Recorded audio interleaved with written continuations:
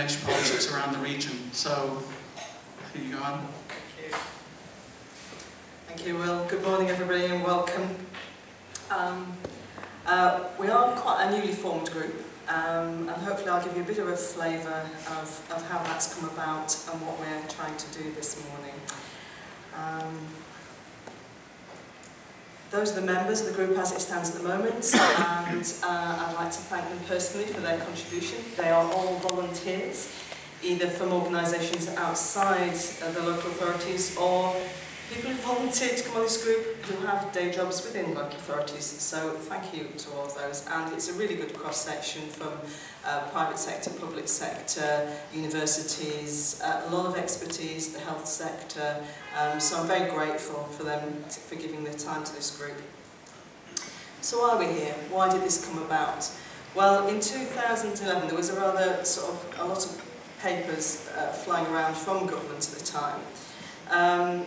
Particular of interest was the Lawton Review, and Sir John Lawton was asked by the government to look at why we were still losing the battle for nature conservation, which we still are, why we're still sustaining the losses. And so his paper, the Lawton Review, really said it's because we're just drawing little lines on bits of paper and saying, oh, well, that's special for nature, but we're not joining them up, they are fragmented, and that fragmentation really doesn't help in sustaining them. And we've got to think bigger. We've got to look at ecosystems and that connectivity.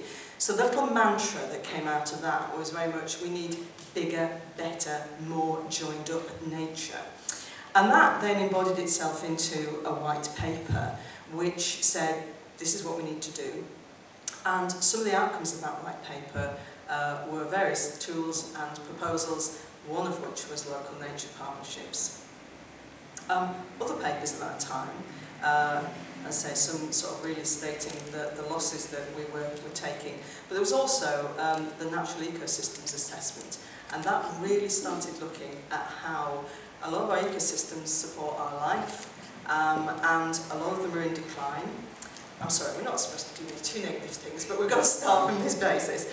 A lot of these are in decline, and we've got to start looking at the value that nature gives into our economies, into our society, because it has been invisible for too long. And so that's really started a whole process of trying to quantify and look at what it gives us, and that we ignore at our peril, really. So a lot of papers saying a lot of exciting things came out about that time. And I love this quote. The economic invisibility of nature's flows into the economy is a significant contributor to the degradation of ecosystems and the loss of biodiversity. So really, if you're not counting it, if it's invisible, it doesn't matter. And I think that's one of the big tasks that we've got as the local nature partnership, is to make this matter, to make that invisible visible. So yeah, we've got to champion nature conservation and the natural environment, but we've also got to get understood how important these flows are in supporting our lives, not just the nature. And there's been other books following this theme, such as Tony Juniper's recent book, What Has Nature Ever Done For Us? Tony did a brilliant vox pop thing and going around talking to people, and it's amazing how many people completely get that. You know, you ask them, someone on the street, and they say, oh yeah, nature does this for us. And sometimes I think we overcomplicate it, and maybe we shouldn't. Sorry, it's probably a little bit small to see, but this is just out of the Natural Ecosystems Assessment document. If you are going to look at it, only look at the summary, the actual technical things would shock your door open. But it just says, what do we get? Well, we get crops, we get food, we get provisions from nature, goods and services. We get, the obvious one that people tend to think about is pollination and bees, the services we get. It helps us handle floods. There's all sorts of things that nature does for us, and this document set out to try and say which habitats give us what, so we start understanding those services better. So provisioning, cultural, regulating. Sorry, once again, a little bit small, but just so how many arrows were going down really, and saying we were losing soil quality, we're losing pollination, there's lots of places where the ecosystems that support our lives are not doing awfully well, and we need to start paying a bit more attention. And some of those particular habitats that are suffering more than others from these processes. And as I said, you know, the one that a lot of people quote is, you know, we are having sort of a collapse of bee colonies. You know, bees actually pollinate an awful lot of our crops. Without them, you know, we won't have a lot of food. And so we've got to start thinking in this bigger context. So, local nature partnerships. White paper came out and said there should be some local nature partnerships. It was a competitive process. We decided from Greater Manchester that we wanted to become a local nature partnership, and we were given a little bit of money to go through a process of consultation, and then we were judged whether we were fit for purpose or not, and we were one of the ones that was successful, one of the 48 that now exist across the country. And as I said, our main role is to work strategically to conserve biodiversity, but also we've got to get to grips with this understanding how ecology fits into that bigger picture. And these are our key objectives that we've set. I mean, as I say, we're a very new group, we've only just recently been formed, but our top priorities are really to see that we can progress ecosystem services work so that we can really see the true economic, social and environmental value of our green and blue infrastructure. So work is progressing on that. We are wanting to identify that key green blue infrastructure and the biodiversity assets for Greater Manchester which need to be protected and enhanced wherever possible. And we are also looking at an investment framework where we're really trying to get hold of scarce resources as they are at the moment to try and drive this agenda. As Sir Richard mentioned earlier, this is all part of a bigger picture in Greater Manchester, and I'm eternally grateful that our group is slotted into the administrative and political sort of combined authority. There are other local nature partnerships that are really out in the wilderness, and I have to say, you know, here it is being integrated, and for that I'm eternally grateful. Climate Change Implementation Plan gives us that sort of bigger remit. We want to be known for our good quality of life. We want to head to a low carbon future with a 48% decrease in carbon emissions against 1990 levels. We want to go to a low carbon economy. We want to adapt to climate change, and we want to embed that sort of thinking and behaviour into it. That all sits really well with what this group's trying to do.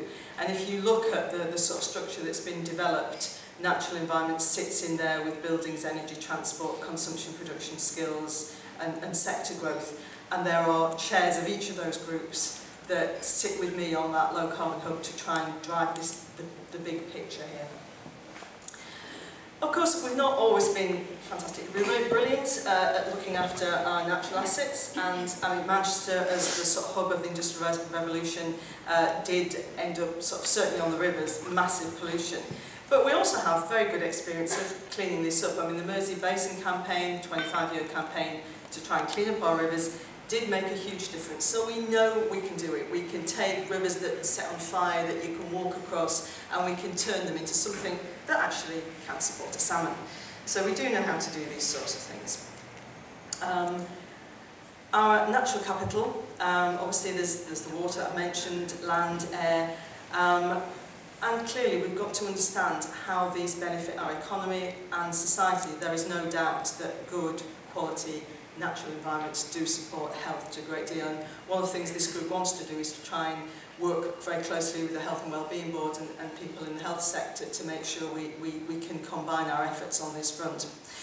We have 17% of tree canopies, and Red Rose Forest aims to do better than that, and there's already been over 20 years of work trying to enhance our tree cover through the community forests. And those trees will play a vital role in climate change adaptation. We've got a fantastic network of waterways and rivers, and historically a lot of those river valleys have been our sort of green infrastructure and green corridors. Sir Richard mentioned, you know, the peat storage, which I'll come back to later, a fantastic way of holding carbon dioxide in our landscape. We have got a range of important wildlife sites throughout the region, and there are also, you know, things that nature can do to stop flooding. I've also mentioned the health and well-being benefits. So it's really trying to get to grips with where these ecosystems work. And so that's one of the first tasks, is to try and map what those ecosystems either are doing to help us or sometimes doing to damage us. You know, we do get floods in Manchester, and that's an ecosystem not working very well. So this bigger, better, more joined up thing. there you are, you've got important wildlife sites, and then the idea is you connect them by buffer zones, by corridors to connect them. And if you look at what we've got in terms of the current sites we've got treble SIs, the sort of highest designation of nature protection. They tend to be running down in the Pennines, that sort of blue line there.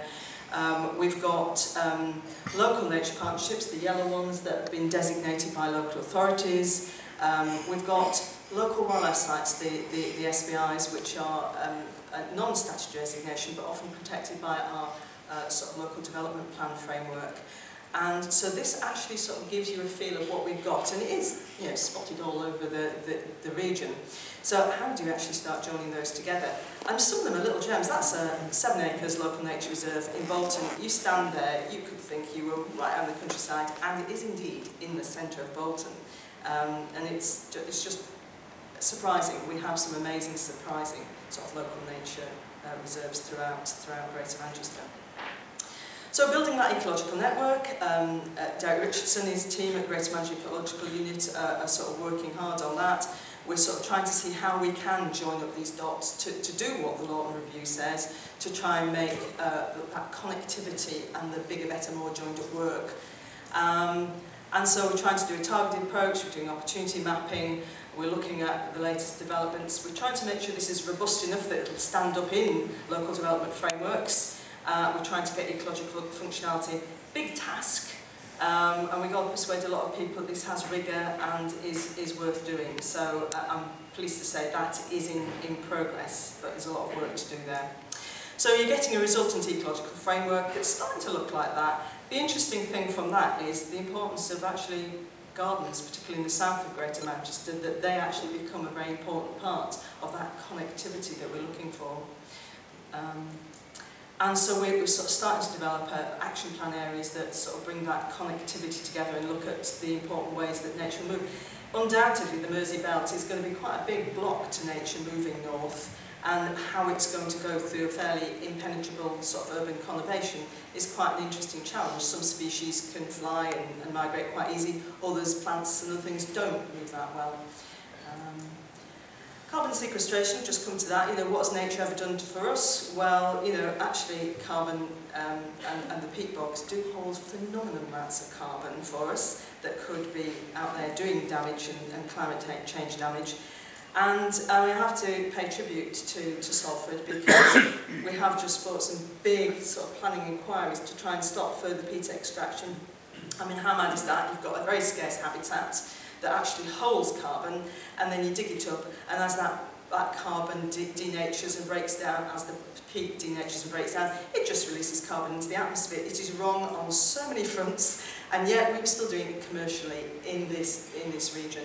And you know, Salford have stood up and said, actually, no, we really got to stop doing that for all these reasons. And we are fortunate in that now we are getting to grips with this and starting to stop this extraction and start to restore some of these peat bogs to what they can be, which is a fantastic carbon store, as well as, you know, fantastic biodiversity. You know, just down the road you have those fantastic carnivorous plants on a peat bog. What we have done is, as a local nature partnership, we have limited powers, but we have some powers. One of them is to declare nature improvement areas, which I'm going to come to. We have duty to cooperate powers, which means that we're allowed to talk to people who are developing plans and proposals about how the natural environment fits into those. So whether that's the European programme, whether that's local development frameworks, we're trying to develop sort of checklists that say, well, have you thought about the things that we need you to think about? And we're doing that, we're sort of busy doing that as well with the new European programme that is being developed, to make sure that if there are opportunities for us to sort of develop bids to Europe, that we're not excluded from those new plans that are coming out for the next 7 years. But nature improvement area, one of the powers we were given, and we designated, I think the first locally designated one, and that's going to cover the area that covers the mosses, the peat bogs, but also to Wigan flashes, and the areas there. We've got a lot of treble SIs, a lot of fantastic nature, often caused by industrial dereliction in the case of the flashes, but nature's, you know, sort of actually taken them back as their own, and you know, we have these fantastic assets. So, as Sir Richard mentioned, the nature improvement area is hoping to get quite significant amounts of money and has this fantastic partnership that's trying to drive that. And what we are doing is exactly what the Lawton Review said. We're trying to do that bigger, better, more joined up thing, and creating stepping stones and looking at the ecosystem services. And we've got a shared vision, and hopefully we'll be able to fulfil that over the next few years. Those are the sort of carbon savings we're talking about. They're not minor. So being able to stand up with all the other people in the low carbon hub and be able to say, actually, nature is doing something for this agenda is going to be fantastic when we finally get the metrics there. Just as I sort of come to the end, I just wanted to say this is in a very sort of schizophrenic place at the moment, because whilst we've got all these fantastic papers that are saying this is what we need to do, how we need to think, we equally have a government that is a bit preoccupied with economic development, rightly so you may say, in the middle of a recession, but we're saying that they're saying that planning and environment are a brake on the economy. And, you know, we've got these fantastic papers that say, actually, we've got to see this as being all integral. And at the same time, we've got some elements that are saying, oh no, you know, planners and environmentalists are just damaging. I'm doubly damned as a planner and a chief executive of an environmental organisation, because I sort of tick both of those boxes. So it's not an easy place to sit. And as Richard said, you know, we don't want that argument. We don't want economic growth versus nature. We want to pull off both. And it's about reframing how we think and doing things differently. Greater Manchester has got a fantastic growing economy. We've got an important workforce. We don't want that argument of one versus the other. We do want both. And actually, the low carbon environmental goods sector is really important to us. So environment is creating jobs. And that has been growing even through the recession. We often talk to each other in different languages. You know, as an environmentalist, I'll be talking about biodiversity action plans, sustainability, triple SIs, things like that. Whereas our economist friends speaking GDP, multiplier effect and productivity and things like that. So somehow we've got to find ways to talk to each other, and I know David's talk's probably going to cover a bit more of that. We're also in, you know, a pretty austere time in terms of sort of public spending at the moment, and you know there is very little money around. So I'm incredibly grateful to the resources that we have been given from the Secretariat, from the planning departments, from the Environment Agency with this secondment that are allowing us to take our first steps as this group. But it's not all doom and gloom. I mean, this is a few years ago, but BBC Breathing Spaces looked at, you know, its audience. You know, how many people are absolutely fascinated and watch all these environmental programmes on the television? Well, when you look at them, 2.1 million, obviously these are national figures, want to make a difference. 8 million are really into it because they're kids. 5 million want to get more involved because they love nature. And then there's some that, you know, sort of want to sit in their armchairs and just watch the television. But, you know, from that, there are massive people out there who are willing to give time and effort to do this. And certainly the wildlife just couldn't exist without the volunteers that we have managing the land, helping. So we are going to have to start doing things differently. We're not going to have the public expenditure around. We do need the volunteers that we can get. We do need the educators that we can get to help move this forward. So it's not all doom and gloom. And we've seen in the wildlife just a huge increase in volunteers recently. So and our membership's growing. So something's happening out there that people are concerned about. Finally, a couple of quotes. There is nothing more difficult to take in hand, more perilous to conduct, more uncertain in success than to take the lead in the introduction of a new order of things. And I think we are taking a lead in the introduction of a new order of things here. It might take us 20 years, actually. How long did it take us to embed carbon into our thinking? And actually, ecosystem service is more complicated than carbon because there isn't just one indicator, there are multiple indicators. But, and this is the group that I'm chairing, you know, there is a dedicated, small, thoughtful group of citizens, and basically they're the only people who ever will change the world. And let's hope that with your help, we are going to be able to do that. Thank you.